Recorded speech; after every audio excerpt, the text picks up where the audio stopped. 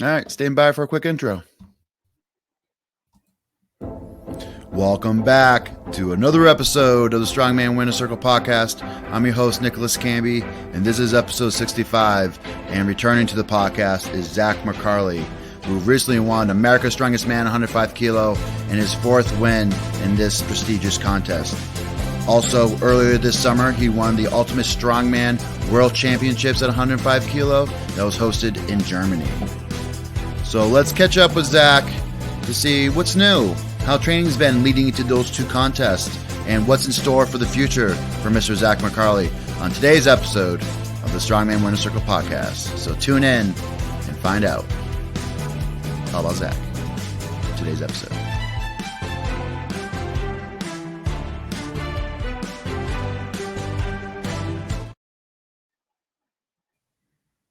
Welcome back to the show, Zack. How are you?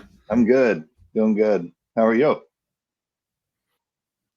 I'm great. It's nice to slowly get back into training, but as well as kind of enjoying my August. So no complaints on my end. But excellent. Less about me, more about Zack McCarley. So I want to start off the show. So we're looking at last July, leaving Chicago. You just took a second place to Jeffrey Lee.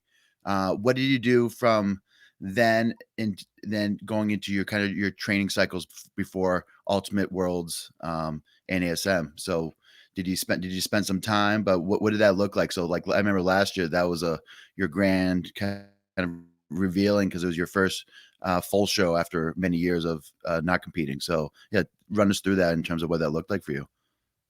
Yeah, so after ASM, picking up from the end of ASM last year. Yeah.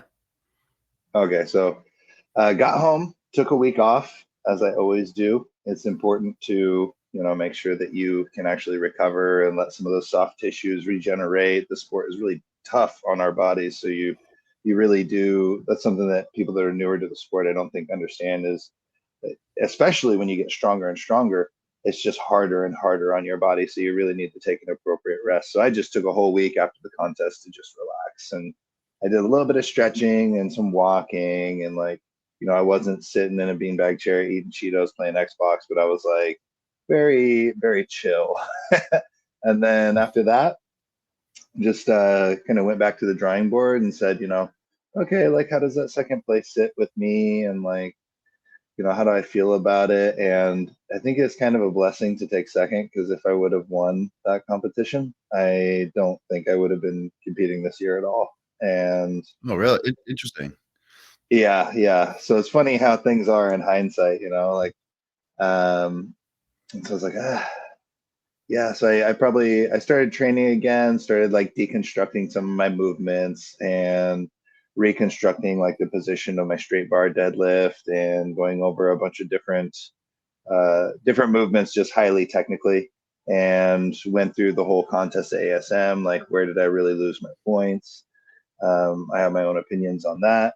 And ultimately it came down to hey, I need to be more aware in a contest situation, and I need to be able to bring just a slightly more complete package. And yeah, so it kind of got back to training as normal in many ways, with some extra focus and emphasis on a couple of movements like the straight bar deadlift, and making sure that my mechanics were really good, when traditionally I did not have very good mechanics for that movement. And so relearning that, teaching my body that it's safe to do that, and then also working through a couple nagging little things my left knee was a little achy, so doing a lot of knee rehab and things of that nature. But basically just training, back to lifting, back to getting my body comfortable being strong. Sure. I do want to get back to the one point. So you said that last year, if you won America's Strongest Man, you might have not competed in the last couple shows that you did. Was that because you were just chasing looking to tie for the most America's Strongest Man wins? Was there a certain intrinsic goal that you had in mind, or what did that? What was the kind of the motivation? What's the motivation there? I wanted to return to competition, and a big part of it was I wanted to just meet this crop of pros. Sure. It's been it's been a couple competitive life cycles, we'll say, since I competed at that level. And I saw a lot of the guys on Instagram and I was like, I kind of want to meet these guys, but also I wanted to go out and I want to whoop these guys. Mhm. And instead, Sure. I got beat and it's left a little bit of a taste in my mouth. And I was a little bummed that Jeff Lee couldn't show up to ASM this year. It would have been an interesting contest. I think the Did event you did, selection did this you year was watch very his interesting. did you watch our prediction video? I did not see it. No. No, he announced it there that he's moving to heavyweight. So he's hoping to put on a good No. gaining weight and put on a good run. So yeah, he's looking to run of course kind of run the table at heavyweight going forward. So All right, on. Well, good so for him. I'm happy for path him. like myself and many others. So yeah, Yeah. of course I would love to see Jeffy, but I also do like the when of course when you take that next step, because that path from 105 to heavyweight is not the easiest. It's kind of a treacherous journey. So not all Yeah. 105s kind of make it alive. But going into like this year, I imagine America's Strongest Man was probably on your radar. But did you have Ultimate Strongman on your radar as well? Or is that something that you kind of fell into? Well, it was something that I saw getting announced, and I wanted to go to Europe for a while, and it just something that I was like, you know what? I never competed in Germany before. That would be pretty fun to go do, and Mhm. so reached out and I was like, hey, I'm interested in this contest, and they were like, why, do you think you can compete with this like caliber of athletes? I was like, yeah, I think I can compete with this caliber of athletes.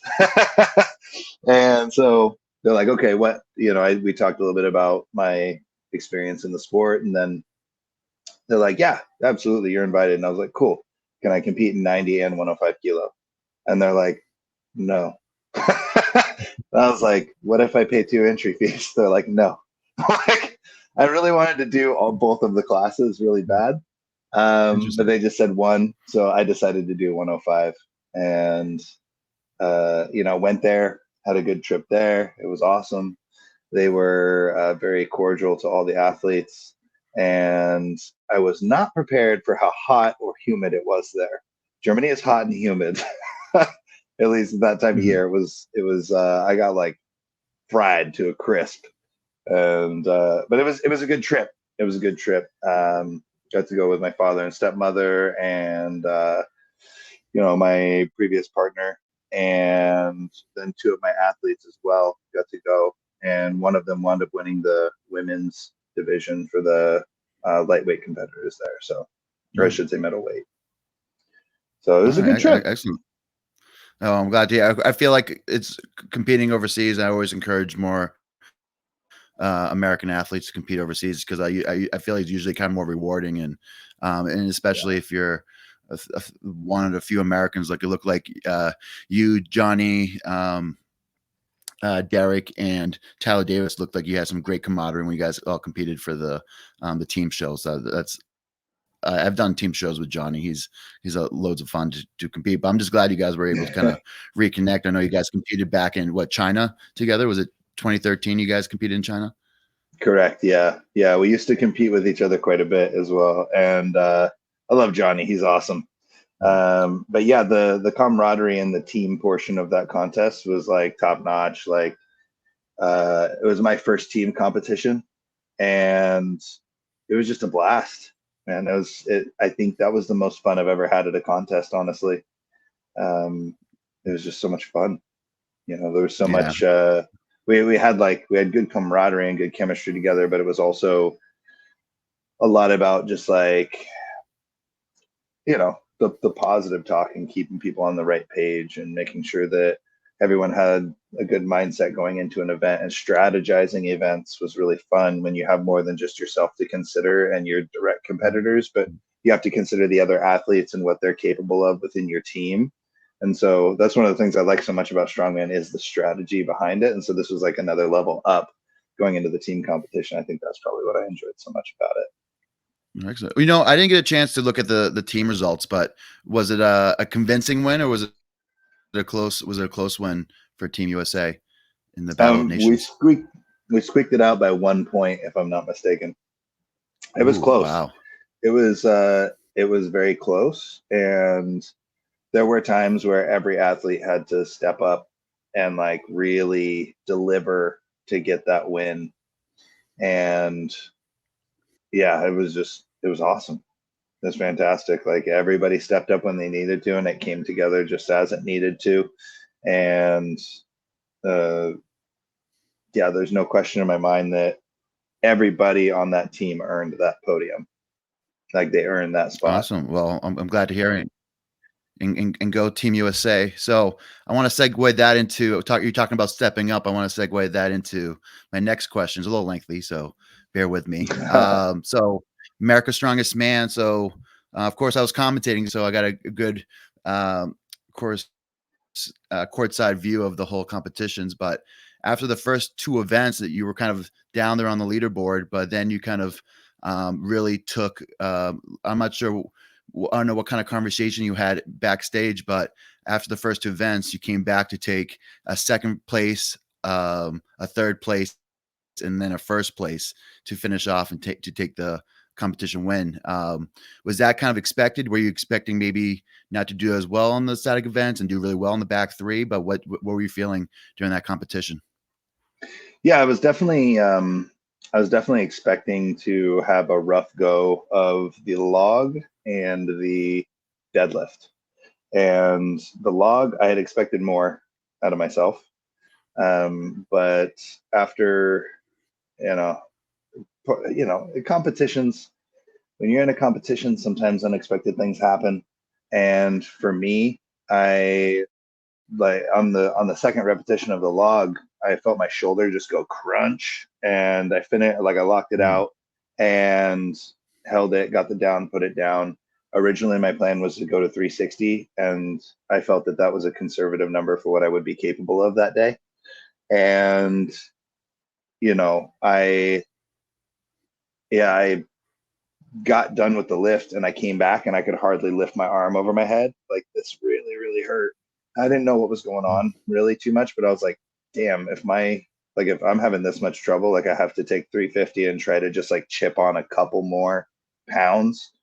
Like I nailed that 340. I feel like 350 should be in the bag. Like I just got to go out there and do it now. So I waited till the end of the 350 guys, if I'm not mistaken, and then went out and did it and almost got it. Lost my stability overhead, which I do think was due to that like crunch in my shoulder that was on the second lift, because what happened was I suffered a small tear in my subscap. So I didn't know that at the time, but it definitely left my shoulder a little unstable. And then going into overall, I'm happy with the 340 log given the circumstances. And then going into the deadlift, I was not even sure if I was going to be able to pick up the 675 once, because it's I did not get much of an opportunity to train for it in this training cycle. I suffered a small hamstring tear right after getting back from Germany, but it made it so I really only had one session of deadlifts with a straight bar in the last couple months. And this was my second time touching straight bars in a while. So I was like, oh, we're going to see how this goes. And I would have been happy with one repetition with the 675, but getting three, I was elated, even though I was like way down here and there's guys that were getting 10. Like I was just really happy that I even got three.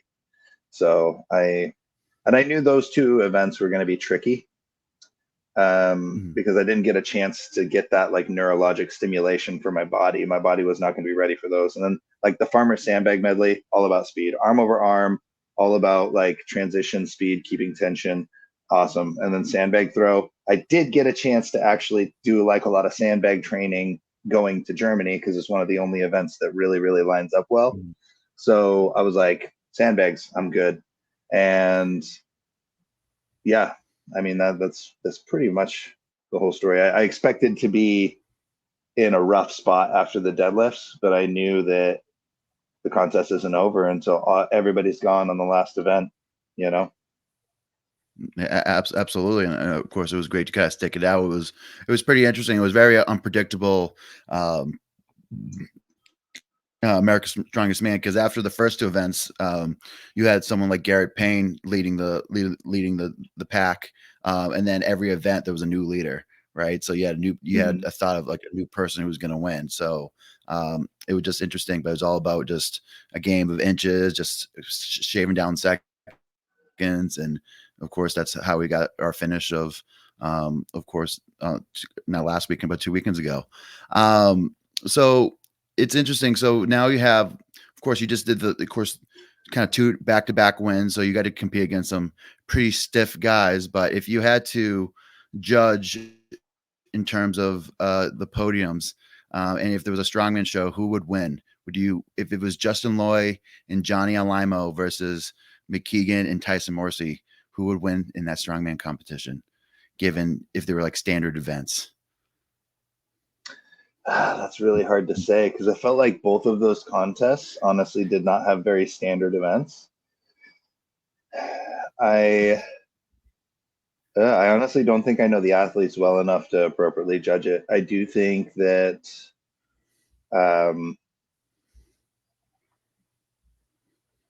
from what I saw in Germany,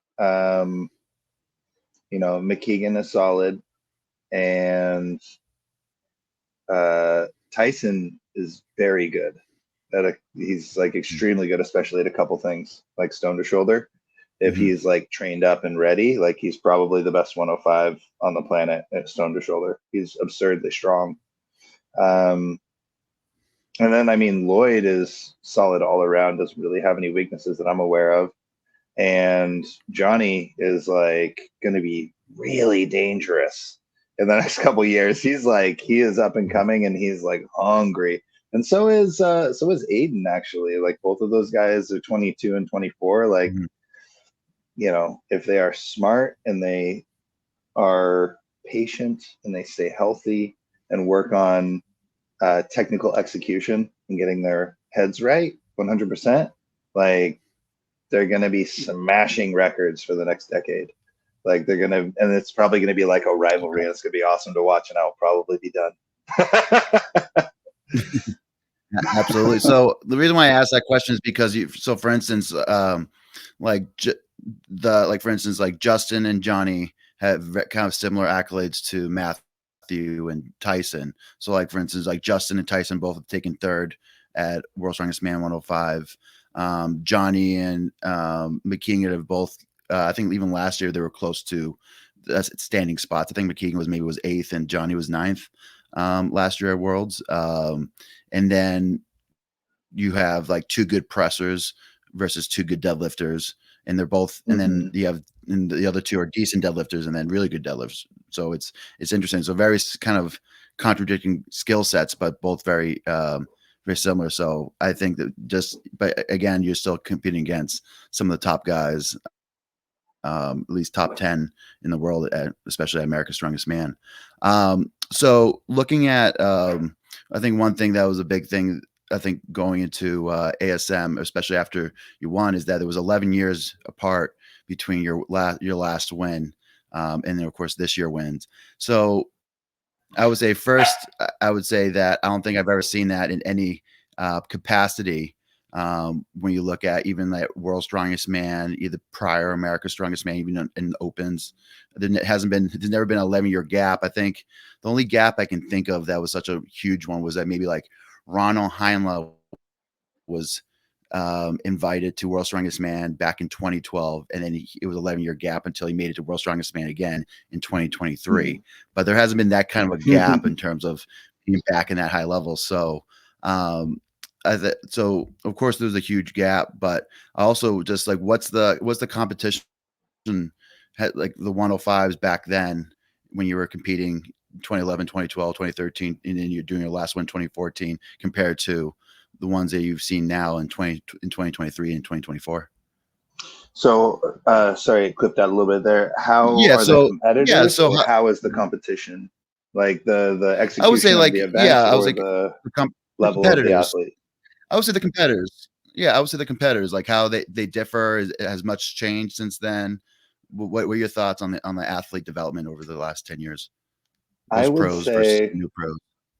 yeah, I would say overall, so like going through them, I thought that we used to have stronger pressers. Um, looking back at it objectively, I don't think we did. I think this pressing has come up, the bar has come up a little bit on the pressing. As far as static strength, like the deadlift, I think that has risen tremendously across the board. That's the biggest change in my opinion, is athletes have gotten much better at the static events. They've gotten much stronger with their deadlifts. Now that being said, I do think that the ability to move under very heavy weight has actually decreased. I think the athletes that I used to compete with and competing in that time were actually better at that. I thought their transitions were typically a little bit more clean. In the early 2010s, I think their footwork was a little bit more clean. They could move under heavier load. Typically grip, well, I would say grip is about the same, honestly.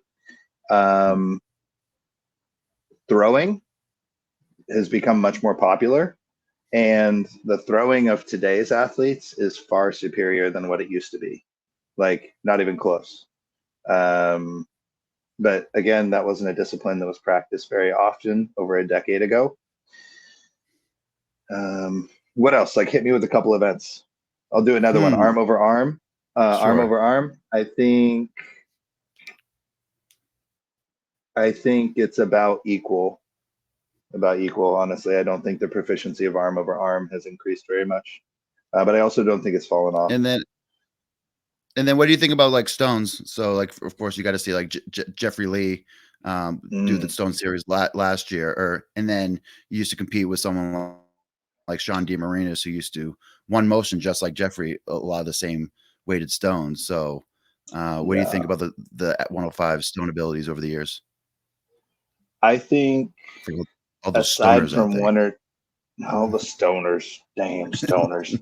I think the 105s for stone loading in general, I want to say the strength has come down just a tiny bit across the board, but I do think that Jeff Lee, might be the best stone loader in the 105s ever.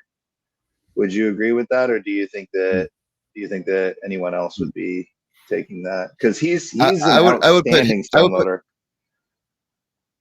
I would put him and Sean. Like if you're talking about like a series, I would put him and Sean in the same tier. If you have like an S tier, A tier, B tier, I'll put both of them in the S tiers, just because when it came to series, they're both very good. Sean was great at one motioning and then getting the last stone over. I saw that, I would say, a few times, and then Jeff in the same breath. So yeah, that would probably be like the race that I would want to see, would be Sean and Jeff in their 105 primes going against each other on the stones. That would be pretty exciting. That'd be cool to see. Exciting. But I liked a lot of things that, but it's interesting because I think even when I started back in 2012. So I wasn't competing with you guys at ASM, but I was at least watching the results and what was happening. I think that's fair to say that the guys that come up statically, I think there's just been more importance or just more emphasis on static, because of course a big overhead and big deadlift is usually what gets people's attention, especially on social media. So people get rewarded for that. Of course, I'm probably guilty of that too. And of course I do enjoy the static lifts. So I think that's one reason for why the static has gone up. But sometimes the kind of like the art of transitions, the art of high level technique on some of the movement events that does kind of get overlooked. So I think that was a pretty interesting take. But there was probably was there 3 weeks or a month between the two contests that you did with Ultimate and ASM? I think there's a little under a month. Yeah. In a month. Now, what do you walk around at? It's like right at a month. Sorry, what was that? So what do you walk around at weight wise? So at the were these hard cuts for you? No. At the end of last year, well, we'll say like just before Thanksgiving of last year, I was probably about 255. I took several months to diet down to about 230. I think the lightest that I woke up at, just like naturally with no electrolyte manipulation, was like 228. I think it was 228.2 if I remember correctly. And then I told myself, okay, it's time to start eating again. And so I started gaining back up to about 235, and that's where I've tried to stay since then. And I mean, just this morning I woke up at it was 235 actually, like right on the dot. So I walk around about 235 right now. It's where I sleep well. It's where my body's happy. My joints are happy. And I can get a little bit more strength out of my body if I get a little heavier and if I need to, and if I want to put on the weight. And my body's happy to put on weight, honestly. But I just feel better at this weight. And I might even consider like dieting down a little bit further, but we'll see. It's I don't have to do hard cuts, no. So that's really fortunate. I do sodium manipulations a little bit into contests. Like this last contest, I had to cut 3 pounds because flights, like man, they make me retain so much water. It messes me up bad. So I'll gain like 8 pounds from a flight. So you got to be aware of that, especially when doing like international. Sure. I've had tips on. Do you wear compression gear when you fly? Not all the time. I've tried them out. They do help a little bit. For me, I've noticed that like the best thing that I can do is just move around on the plane. Sure. Like, But yeah, but maybe I need to try compression some new. socks. So sorry to cut you Oh, off, but I don't know if you remember Marcin Senwick. You might have competed against him, or he would have been at that 2015 Finland show when you won 90 and he took podium at 105. But his big thing was okay. wearing compression tops and bottoms and socks when he flies because it would help push out all the water and he wouldn't retain it. So that's one thing I picked up from him was I didn't wear the top because I think that would be too crazy. But I usually wore a bottom and socks when I was cutting weight, and that helped so much. But I remember one time in Hungary, when I was competing with Johnny at another Ultimate World Team Championship, I didn't wear any compression gear, and I showed up the day before with 13 pounds over. So Johnny, with having all his gadgets and methods, helped me drop the weight, but it wasn't pretty. Oh man. Yeah. Yeah, that's So rough. compression gear, kids, if you're traveling overseas and you're cutting weight, that's usually a pretty interesting to do. Hmm. But it's one thing, a funny story. I don't know if you heard it backstage, but I think supposedly, so one thing that I think I'm guilty of, and I think even Johnny is guilty of too, is we use the sweat sticks or Carnine Plus in order to kind of sweat out the last 5 pounds. So it's a nice little substance that makes you kind of sweat and makes you feel like you have a flu, but at least sometimes will take out 5 pounds, especially if you've been water loading. So we first took the Carnine Plus back in Hungary, and then we switched to the sweat sticks because it was a little more friendly because we didn't have to buy a whole tub for $40. You can just buy the little sticks for a fraction of the price. But then I started taking them, and then people were asking, and then I think one time this guy named what's his name?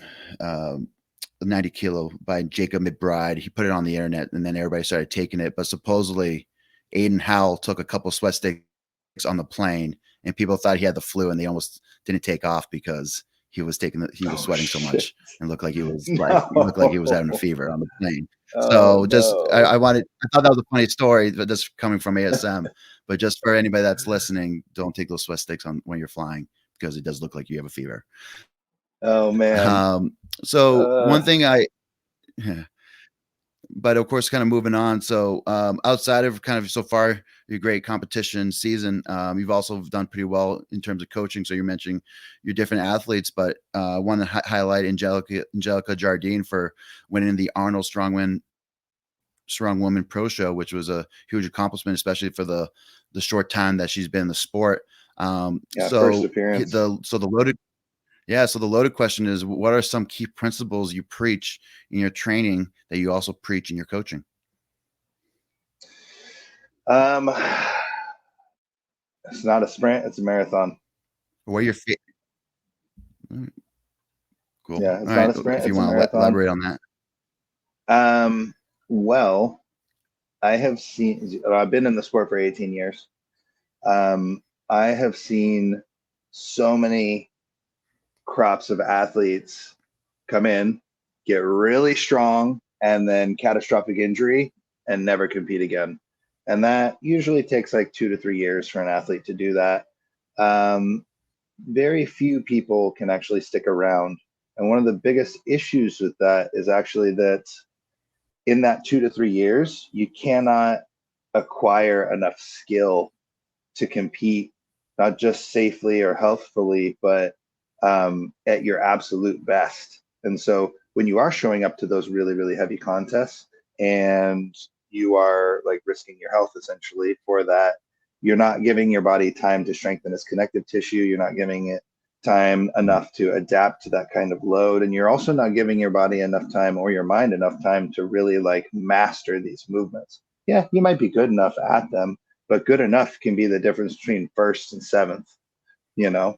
So if, you know, like that's the difference of like 2 or 3% of execution on some lifts. And so I really, that would tie into like some of my other principles, like making sure that we're moving correctly. It's not enough to just be like, we're going to add 20 pounds on the yoke this week. Next week, we're going to add 20 more. We're going to add 20 more. No, like if you're moving poorly, I'm going to take weight off of it for you. And I'm going to say, no, we're going to learn how to move correctly. Like there are correct ways to do this and incorrect ways. And depending on your body type, that can look different. But the correct way is the way that you are strongest while safely doing it. And that's true for any movement. And so, I preach a lot of things that preserve the athlete's lifetime, because you can do things like I just did, where you can come back a decade later and you can still compete at the very top level and you can still be healthy. You can still do all that. Like I didn't, aside from ASM last year, like I took an 8-year break from competing, and But it sounds like you mixed, but it's you mixed because in I some stayed wrestling, healthy. some Olympic lifting in there. So it looks like you had some good stimuluses still in there. So I wouldn't call it Absolutely. a super Yeah. break. And well, a break from strongman competition, but also that being said, Sure.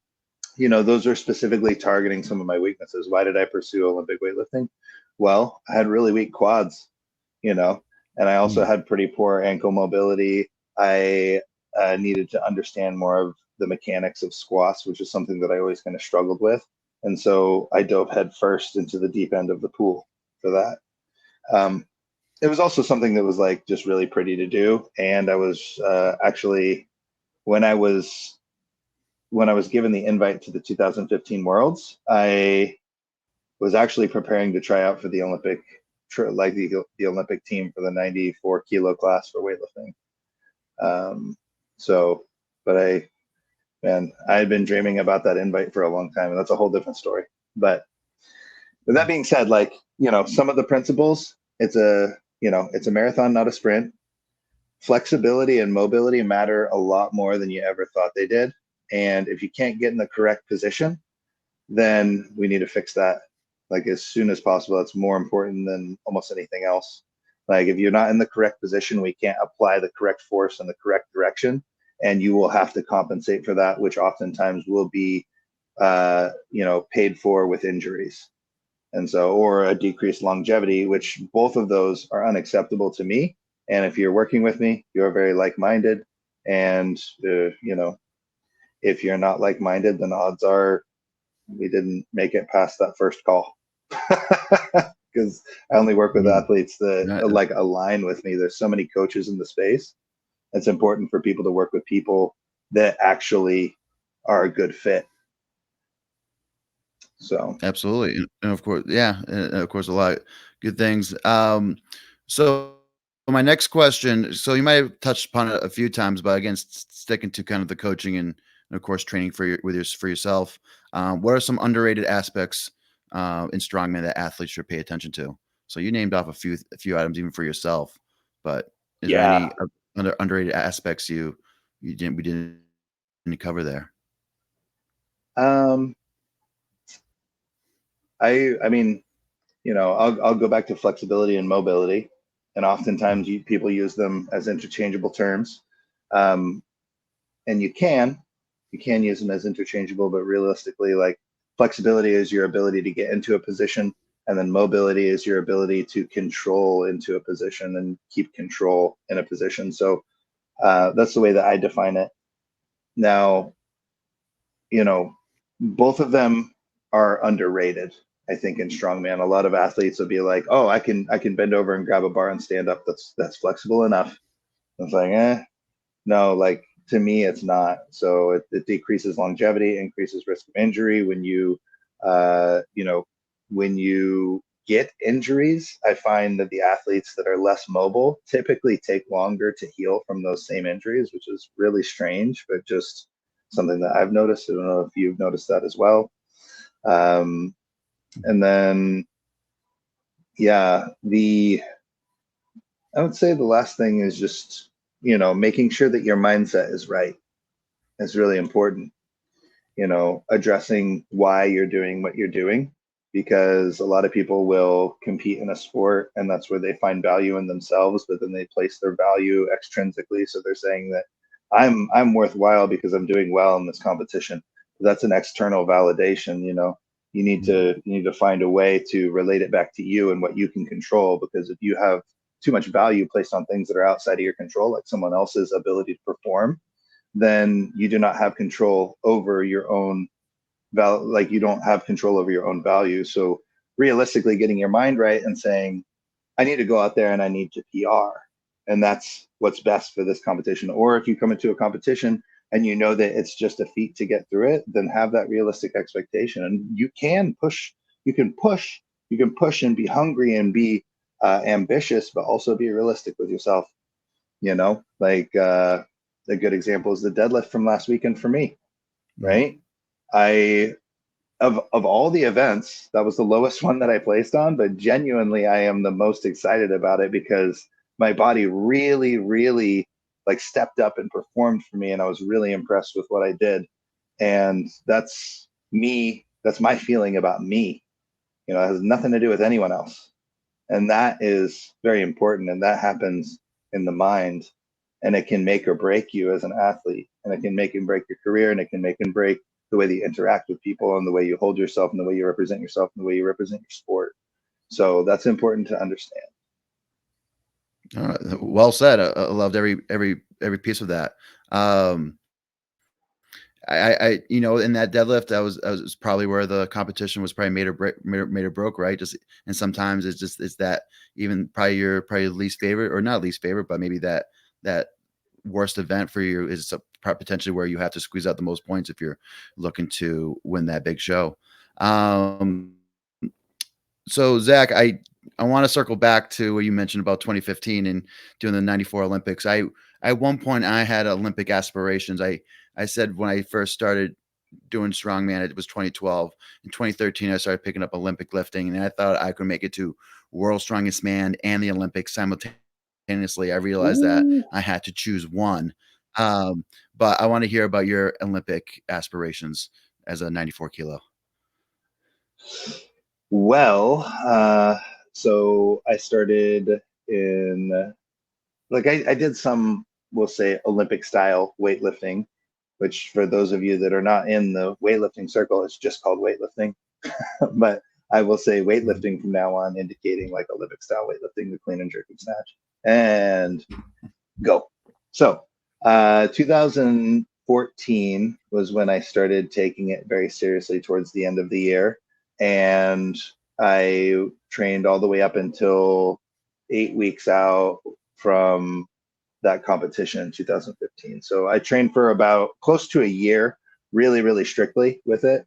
Trained 8 weeks of strongman going into that worlds, won the worlds, and then promptly stepped back into the weightlifting again. Kept training.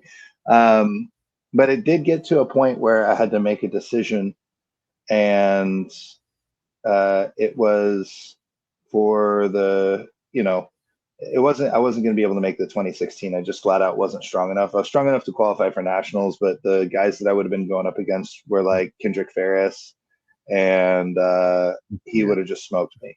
He would have smoked me. So it was like, and those shit. and those are days where like you had John North was a 94 kilo too, right? That's like his prime. Mm-hmm. That was during his prime, right? Yeah. Mm-hmm. Yeah. So that was that same time. And Shankle was in the mix and all that. Oh, Donnie was one of my favorite. He was one of the slowest weightlifters out there, but he's just one of the strongest guys out there. He just used to just grind out just Olympic lifts, which was really weird, but it was just really impressive to watch. But all those Cal Strength guys and it was funny because they were at one point the #1 lifting YouTube channel on YouTube. Oh, that's so cool. For many years. I love that. Before many other kind of creators started to hop on there, but they were kind of one of my inspirations to get into their corporate Olympic lifting on top of some of the local influences I had. So we've been pretty positive so far this podcast, but I want to kind of switch it up in terms of some items, try something different. So this is a PG version of a popular game, and we'll call it Start, Bench, or Cut. So who would you start, bench, or cut if you had Tom Stolman, Brian Shaw, Zydrunas Savickas? Wait. So start, bench, cut. Okay, I understand. So who would you put out there? Who would you put on the bench? And who would you say you're off the team? Okay. So Stoltman, who now? So Stoltman, Brian Shaw, Big Z. Oh, shit. Okay, well, of course, like peak versions of them. Yes. Yeah. Let's just, you can say like, okay. Yeah, peak Stolman's gone. Sorry, Stolman's gone. And depending on the event selection, yeah, sorry. It would depend on the event selection, but like you're going to a competition, you don't know the events, but you just had these athletes. Who you starting? Who you cutting? That's really hard. Yeah, Stolman's out though. I mean, like, but I'm gonna start Shaw. Yeah, Zydrunas takes the bench. Yeah, that's you just tore my heart in half. I hope you know that. Yeah, I sure did. That was a real tough decision. Way harder than it should have been. All right. Another question I like in this. So of course I mentioned we've been pretty positive this show, but is there anything in the strongman world, especially since you've been back competing in full competitions, that grind your gears?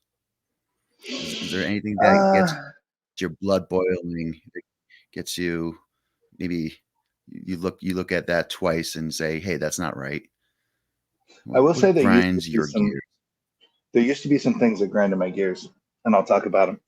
Currently, I think strongman's actually in a really good spot. I'm really happy with how the sport has like grown and bloomed and come into its own, and it's getting plenty of attention through Rogue and through the Arnold and all these different outlets. And a lot of the people in the space are awesome, but that's always been true. There's always been a couple assholes, but that's true with every community. And the vast majority of people that I've met in the sport, like over 99%, have been awesome, like fantastic. And we all share the same passion. That makes a lot of sense.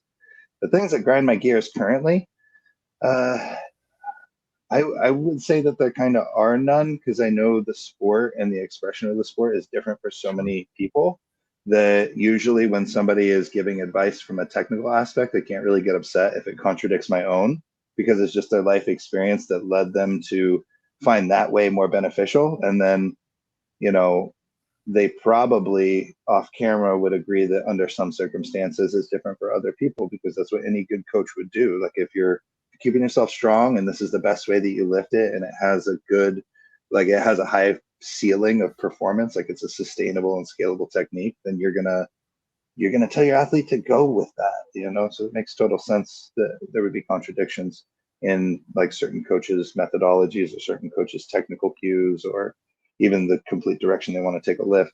That would be something that used to bother me, but doesn't bother me anymore. But I will say, like when as a specific example, when Rob Orlando released all of those damn technical videos through CrossFit HQ, it might be why I'm bald. I was fucking tearing my hair out. It made me so furious. I was so pissed. Like he was telling people to squat. make sure you squat down to the stone, bring your hips in, pull it straight through your knees. Like, I'm like, you're going to get some people hurt, you know? And he was telling people to like curl the stone up on a stone load.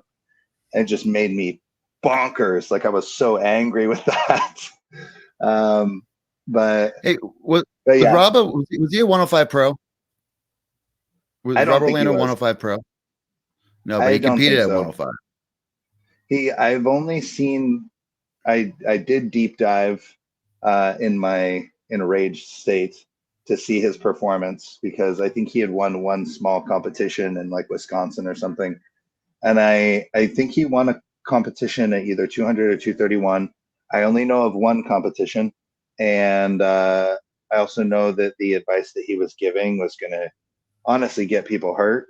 And that's what really pissed me off, was that he was giving advice that was dangerous and coming off as someone who knew what they were talking about.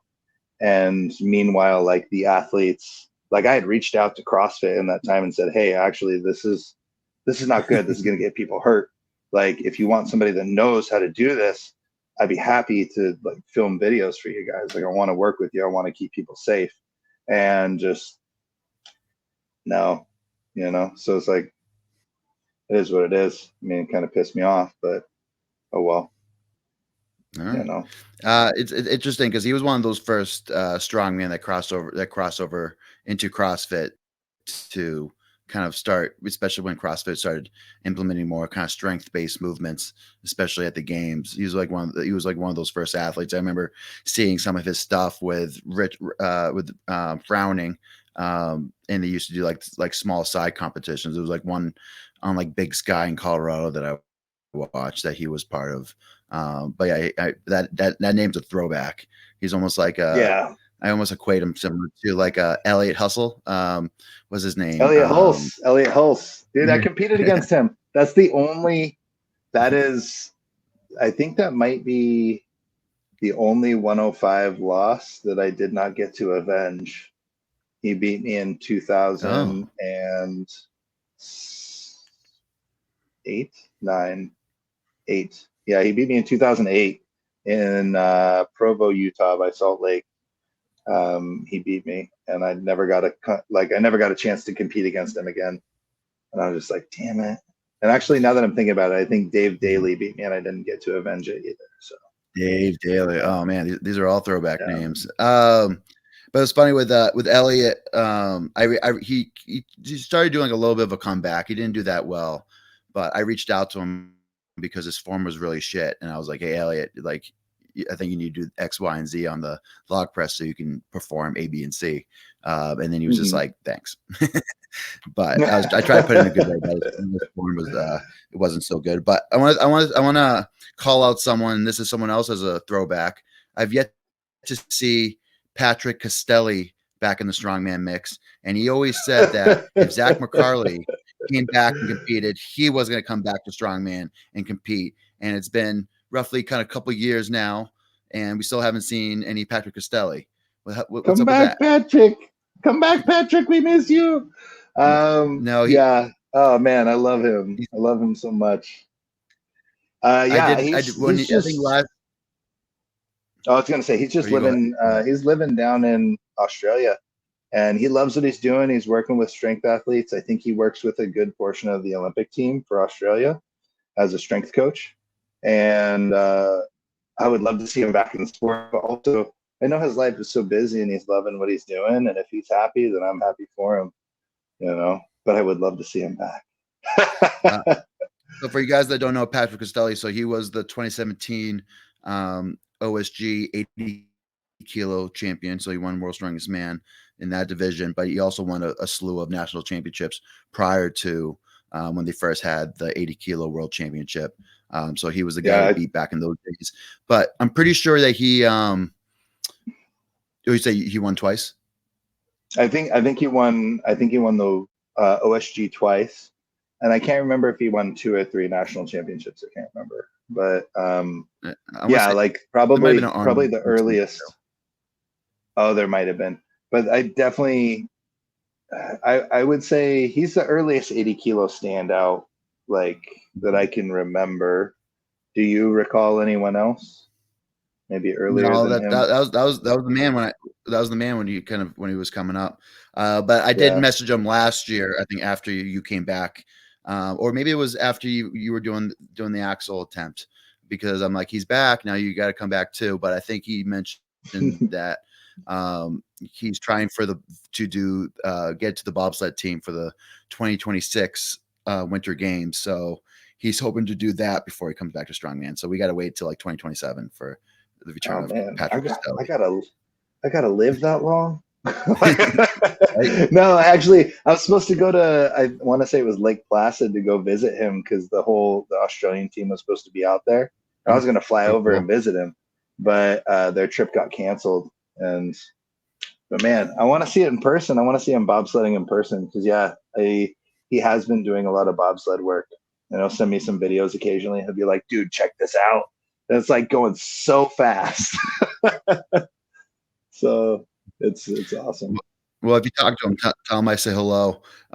We'll do. But talking about future plans, what are your future plans? Is there any interest now to potentially go to potentially compete at OSG and take on someone like Dan Hughes for the title of World's Strongest Man, 105 kilo? There's definitely interest, but you know, right now I'm more focused on just making sure that my body's healthy. I have Sure. taken this whole week off. Lining up a couple massage appointments, lining up some chiropractic, and going to be getting back into the gym this next week and just evaluating from the ground up. How's my body doing? Are there any issues going on? What do I need to strengthen to make my entire structure and my whole body like more resilient to injury? And if I do prepare, if I do deem myself healthy enough, then I would like to compete in more competitions. But right now, I have nothing on the schedule, and I have no direct plans to compete. I do have some travel plans, like the Mhm. Rogue Invitational for AJ. We're going to be headed over there Cool. early November, Scotland. It's going to be good. but yeah, Uh, it should be an interesting rest of the year. And as far as my personal competitions, though, nothing is on the books. So Okay, all right. So we'll have to the fans will have to sit and wait till for your next moves. But OSG would be pretty cool. You could even ramp up since you've been competing all year. You could potentially take the month and a half off, start mid-September, and still have plenty of time to put in a good training cycle for OSG, which is in early December. So that's plenty of time. But the thing is OSG is also not only physically but also mentally demanding show. But supposedly this year they're having the groupings or the heats, so you're gonna do you don't have to stay at the gym as long as previous years. So that's a huge plus. oh, But nice. that's all my questions for today, Mr. McCarley. Thank you so much for coming on. You were a great guest. One thing, of course, I wanted to ask is that, of course, I know you're on Instagram at Zack McCarley. So if you guys are interested in any of his coaching or want to learn more about Zack, you can feel free to DM him, and I'll have the link below. But are you still on your YouTube? Are you still YouTubing these days? I should be, but I'm not. Actually, I've been thinking about making some more YouTube videos. I mean, and part of me is it's so interesting, right? Like, uh, when I was younger, I was actually much more comfortable doing like vlog type videos. And now that I'm a little bit older, like it just feels really weird to me.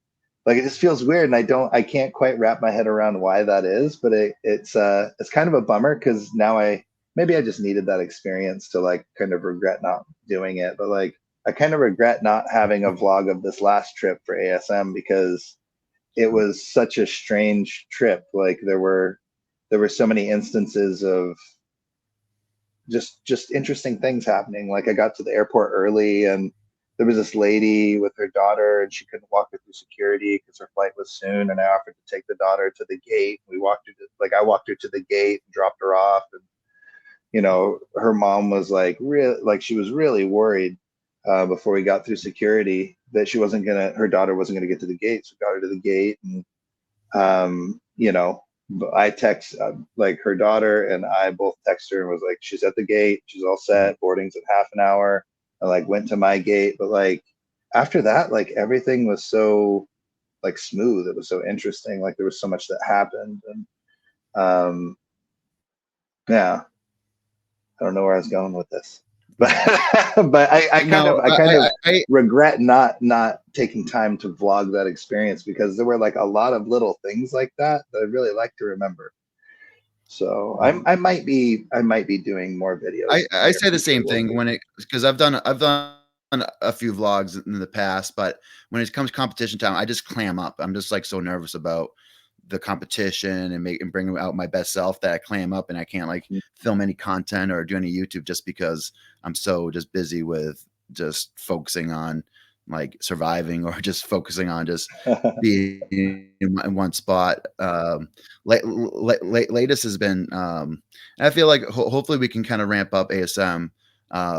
Of course, I think Strongman Corporation, of course, James and Lynn, they're open to new ideas, but like starting to do like the day before doing like athlete interviews similar to what World's Strongest Man does and what Giants Live does, just to get like more content and interviews in there. So you see a side of the athlete that the fans or the viewers normally don't see. But even just as an athlete preparing for those, if like, I feel like I go into those and I leave. I'm like, damn, I could answer those questions better. And that's what's going to be splattered all over the broadcast or on social media or on the live stream. So it's just so unfortunately, not enough time to vlog, but we'll both ramp up our vlogs and we'll be better for it. Let's end the show. So let's end the show with one piece of advice that you want to leave the listeners. Oh man, on what? Just life? That's what do you want to leave, bro? Yeah, just what do you want to what do you want to leave the listeners with to end the show? Well,